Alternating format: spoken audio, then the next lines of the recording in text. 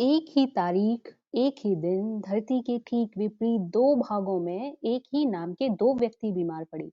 अचेतावस्था में एक का प्राण दूसरे के शरीर में, दूसरे का प्राण पहले के शरीर में परिवर्तित हो जाए तो मात्र उसे संयोग ही नहीं, वरन आत्मा का अद्भुत तत्व दर्शन और किसी सर्वोपरि बुद्धिमान सत्ता की अनोखी लीला ही कहेंगे। प्रस्तुत घटना उसका जीता जागता उदाहरण है।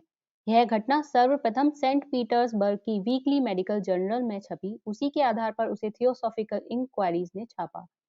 22 सितंबर सन 1874 की बात है। रूस के यूराल पर्वत स्थित नगर ओरनबर्ग का एक धन कुबेर यहूदी बीमार पड़ा। डॉक्टरों ने उसे सन्निपात होना बताया। उसकी नाड़ी लगभग टूट गई, शरीर ठंडा पड़ गया, बत्तियां जला दी गईं, अंतिम प्रार्थना की जाने लगी। तभी मरणासन यहूदी इब्राहिम चारको के शरीर में फिर से चेतना लौटती दिखाई दी। श्वास गति धीरे धीरे तीव्र हो उठी, आंखें खुल गईं। उसने अपने चारों ओर दृष्टि दौड़ाई, लगा अब बिल्कुल ठीक हो गया है। कुछ गड़बड़ दिख रही थी, इतनी ही कि वह कुछ विस्मित आश्चर्यजनक सा दिख रहा था, मानो इस स्थान के लिए वह निरा अनजान हो।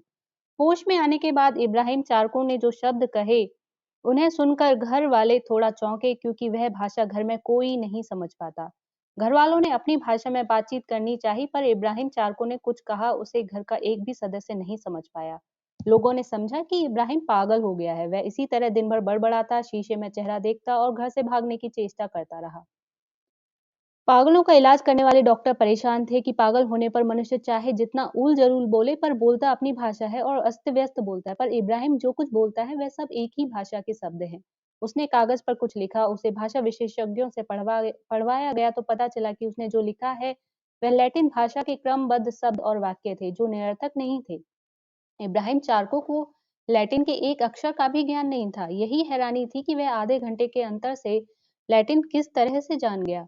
अब उसे सेंट पीटर्सबर्ग की मेडिकल यूनिवर्सिटी में ले जाया गया। वहां लैटिन भाषा जानने वाले प्रोफेसर आरेलो ने उसका परीक्षण किया। पहली बार इब्राहिम ने खुलकर लैटिन में बात की। उसने प्रसन्नता व्यक्त करते हुए कहा कि आज मैं खुश हूं कि कम से कम आप मेरी बात तो सुन और समझ सकते हैं। आप यकीन नहीं करेंगे, पर यह सच है। भगवान जाने कैसे हुआ, पर मैं ब्रिटिश कोलंबिया, उत्तरी अमेरिका का रहने वाला हूँ।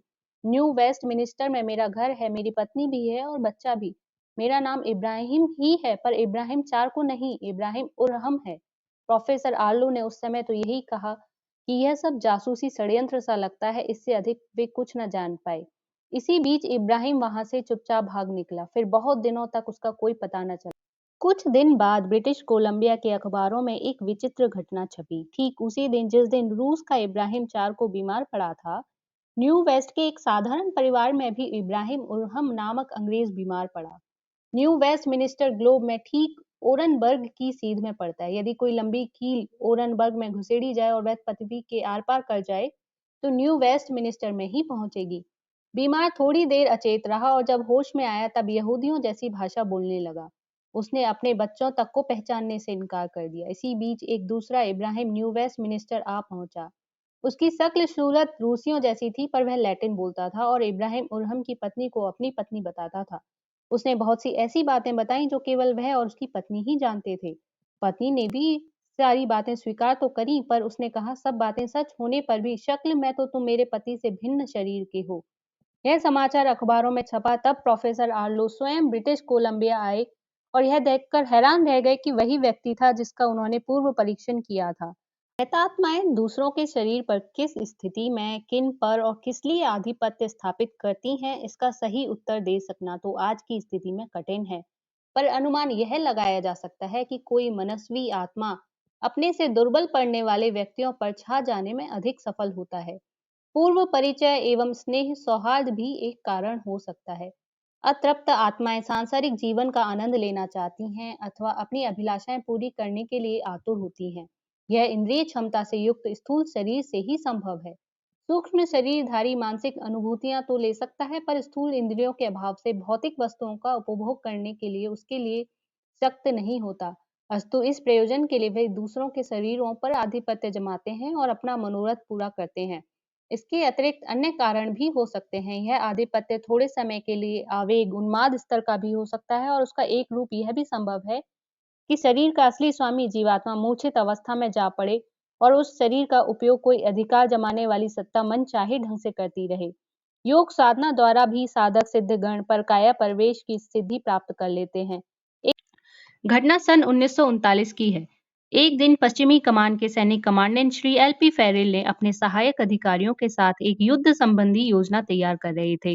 यह स्थान जहां पर उनका कैंप लगा हुआ था, आसाम वर्मा की सीमा पर था। वहीं पास में एक नदी बहती थी। नदी के पास ही यह मंत्रणा चल रही थी। एकाएक कुछ अधिकारियों का ध्यान नदी की ओर चला गया। श्री फेरिल ने भी उधर देखा तो उनकी भी दृष्टि अटक कर रह गई। टेलीस्कोप उठाकर देखा कि एक महाजीर्ण शीर्ण शरीर का वृद्ध सन्यासी पानी में घुसा एक शव को बाहर खींच रहा है। कमजोर शरीर होने से शव ढोने में अड़चन हो रही थी। हाँफता जाता था और खींचता भी। बड़ी कठिनाई से शव किनारे पर आ गया। श्री एल.पी. फेरेल यद्यपि अंग्रेज थे पर अपनी बाल्यावस्था से ही आध्यात्मिक विषयों में रुचि उन्होंने प्रगाढ़ कर ली थी। भारतवर्ष में एक उच्च सैनिक अफसर नियुक्त होने के बाद तो उनके जीवन में एक नया मोड़ आया। भारतीय तत्व दर्शन का उन्होंने गहरा अध्ययन ही नहीं किया, जिसकी भी जानकारी मिली वह सिद्ध महात्माओं के पास जा जाकर अपनी जिज्ञासाओं का समाधान भी करते रहे। धीरे धीरे उनका परलोक, पुनर्जन्म, कर्म फल और आत्मा की अमरता पर विश्वास हो चला था। यह घटना तो उनके जीवन में अप्रत्याशित ही थी और उसने उनके उक्त विश्वास को निष्ठा में बदल दिया।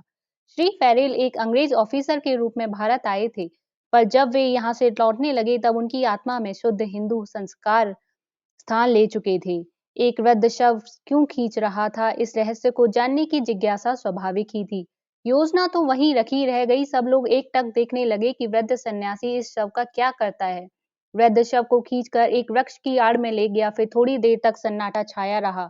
कुछ पता नहीं चला कि वह क्या कर रहा है। कोई 15-20 मिनट पीछे ही दिखाई दिया कि वह युवक जो अभी शव के रूप में नदी में बहता चला जा रहा था, उन्हीं गीले कपड़ों को पहनकर बाहर निकल आया और कपड़े उतारने लगा। संभवतः वह उन्हें सुखाना चाहता होगा। मृत व्यक्ति का एकाएक जीवित हो जाना एक महान आश्चर्यजनक घटना थी और एक बड़ा भारी रहस्य भी, जो श्री फेरेल के मन में कुतूहल भी उत्पन्न कर रहा था और आशंका भी। उन्होंने कुछ सैनिकों को आदेश दिया। सशस्त्र सिपाहियों ने जाकर युवक को घेर लिया और बंदी बनाकर श्री फेरेल के पास ले आए। युवक के वहां से आते ही श्री फेरेल ने प्रश्न किया, वह वृद्ध कहाँ है? इस पर युवक हंस पड़ा, जैसे इस गिरफ्तारी आदि का उसके मन पर कोई प्रभाव न पड़ा हो, और फिर बोला, वह वृद्ध मैं ही हूँ। लेकिन अभी कुछ देर पहले तो तुम शव थे, पानी में बह रहे थे। एक बुढ़ा तुम्हें पानी से खींचकर किनारे पर ले गया था। फिर तुम प्रकट हो गई। यह रहस्य क्या है? यदि तुम ही वही वृद्ध हो तो उस वृद्ध का शरीर कहाँ है? आश्चर्यजनक फेरिल ने एक साथ ही इतने प्रश्न पूछ डाले कि जिनका एकाएक उत्तर देना संभव सा था। युवक ने संतोष के साथ बताया, हम योगी हैं, हमारा स्थूल शरीर वृद्ध हो गया था, काम नहीं देता था। अभी इस पृथ्वी पर रहने को हमारी आकांक्षा तृप्त नहीं हुई थी। किसी को मारकर बलात् शरीर में प्रवेश करना तो पाप होता, इसलिए बहुत दिन से प्रतीक्षा में था कि कोई अच्छा शव मिले तो उसमें अपना यह पुराना चोला बदल लें। सौभाग्य से वह इच्छा आज पूरी हुई। मैं ही वह वृद्ध हूँ, यह शरीर उस युवक का था, अब मेरा है। इस पर फेरेल ने प्रश्न किया, तब फिर तुम्हारा पहला शरीर कहाँ है? संकेत से उस युवक शरीर में प्रवेशधारी सन्यासी ने बताया, वह अब उस पेड़ के पीछे मृत अवस्था में पड़ा है। अपना प्राण शरीर खींचकर उसे इस शरीर में धारण कर लेने के बाद उसकी कोई उपयोगिता नहीं रही। थोड़ी देर में उसका अग्नि संस्कार कर देते, पर अभी तो इस शरीर के कपड़े भी नहीं सुखा पाए थे कि आपके इन सैनिकों ने हमें बंदी बना लिया। श्री फेरिल ने उसके बाद इस सन्यासी से बहुत सारी हिंदू दर्शन के बारे में बात पूछी और बहुत प्रभावित हुए। वह यह भी जानना चाहते थे कि स्थूल शरीर के अणु अणु में व्याप्त प्रकाश शरीर के अणुओं को किस प्रकार समेटा जा सकता है, किस प्रकार शरीर से बाहर निकला और दूसरे शरीर में अथवा मुक्त आकाश में रखा जा सकता है। पर वह सब कष्ट साध्य योग साधनाओं से पूरी होने वाली योजनाएं थी। उनके लिए श्री फेरिल के पास न तो पर्याप्त साहस ही था और न ही समय। पर उन्होंने यह अवश्य स्वीकार कर लिया कि सूक्ष्म अंतः चेतना से संबंधित भारतीय तत्व दर्शन कोई गप या कल्पना मात्र नहीं, वह वैज्ञानिक तथ्य है जिनकी ओर आज यूरोपीय वैज्ञानिक बढ़ रहे हैं।